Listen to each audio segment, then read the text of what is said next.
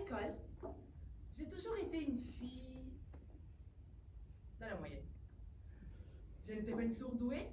On peut même dire que je n'avais pas d'énormes facilités. Pour obtenir les notes que j'avais, il fallait que je travaille 2 fois plus que mes camarades. Mais j'aimais donner le meilleur de moi-même. Je donnais toujours tout ce que je pouvais. Cette attitude, certains l'appellent de la persévérance, d'autres de l'obstination. Mais laissez-moi vous expliquer comment est née cette forme de persévérance en moi. Per essere bella bisogna soffrire. C'est ce que me répétait ma tante à chaque fois que je criais lorsqu'elle me coiffait. Et oui, en passant, je parle italien parce que je suis italienne. Je suis née dans une petite ville qui s'appelle Perugia, au centre d'Italie, et j'ai vécu jusqu'à l'âge de mes 14 ans. Fermez la parenthèse. Donc, ma tante, elle commençait toujours par prendre un peigne et me l'enfonçait dans mes cheveux crépus.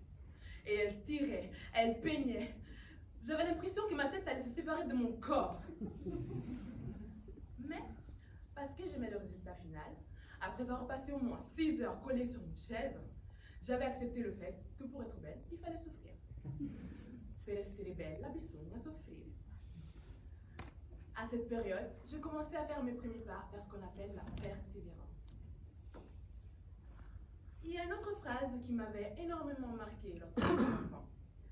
Une phrase qui m'avait dit ma maîtresse de CP.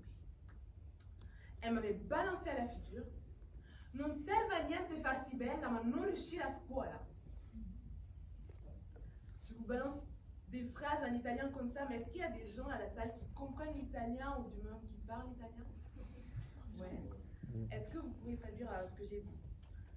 Oui, tu peux répéter ça? Non serve a niente farsi bella, ma non riuscire a scuola. Ça ne sert à rien de se faire belle, mais ne pas réussir à l'école.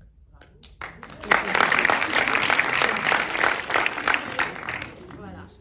Ça ne sert à rien de se faire belle, mais ne pas réussir à l'école. Ça ne sert à rien de se faire belle, mais ne pas réussir à l'école. Ok. Voilà ce que moi, dans ma petite tête d'enfant de 9 ans, j'en ai compris et déduit. Je ne peux pas me faire belle si je suis mauvaise à l'école.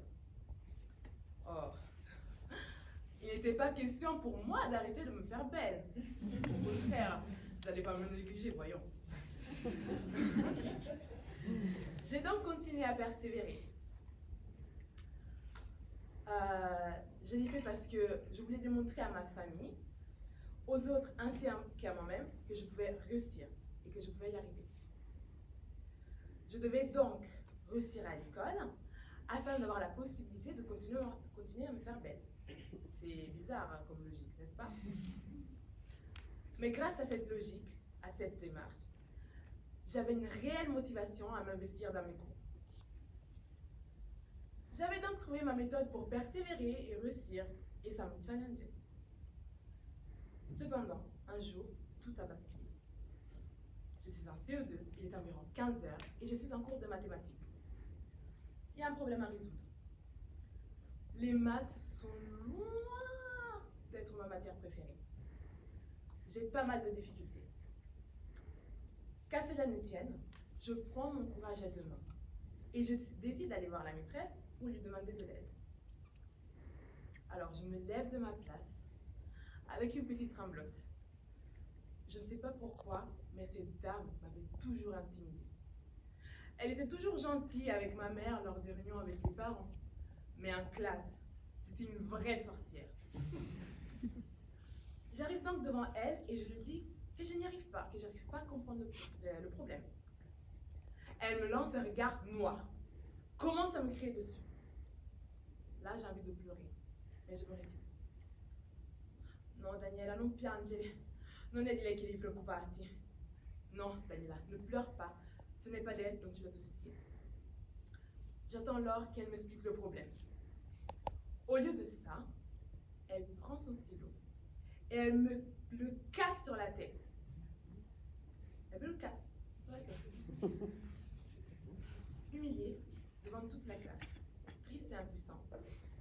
Je retourne m'asseoir pendant que ma maîtresse se plaint de lui avoir fracassé son stylo.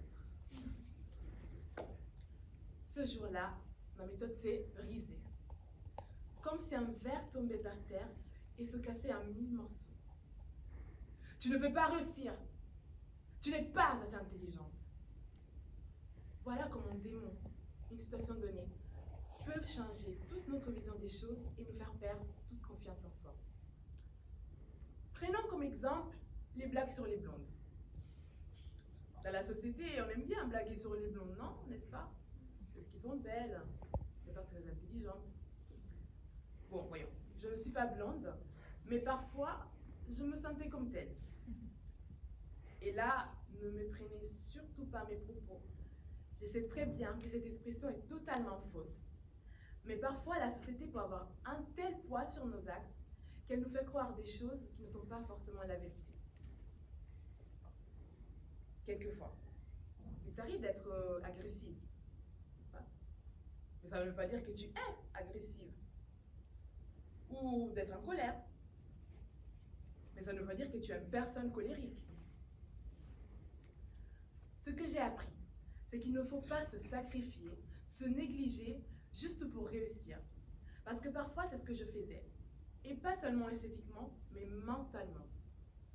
Quand je ne réussissais pas comme les autres voulaient que je réussisse, je me plongeais dans un bout pitoyable. Je me sentais nulle et incapable. Mais la réussite ne se résume pas à la réussite scolaire. Ce que j'ai appris, c'est que Daniela ne se résume pas à des notes à l'école, à la vie d'une prof, ou encore à la volonté de sa famille. Je suis plus que ce que les gens veulent ou disent de moi. J'ai décidé de ne plus accorder au monde que les autres m'attribuent une importance plus grande à celle que moi-même j'ai envie de leur donner. Comme disait un fameux poète bouddhiste, les critiques sont comme du vent, des échos, des illusions.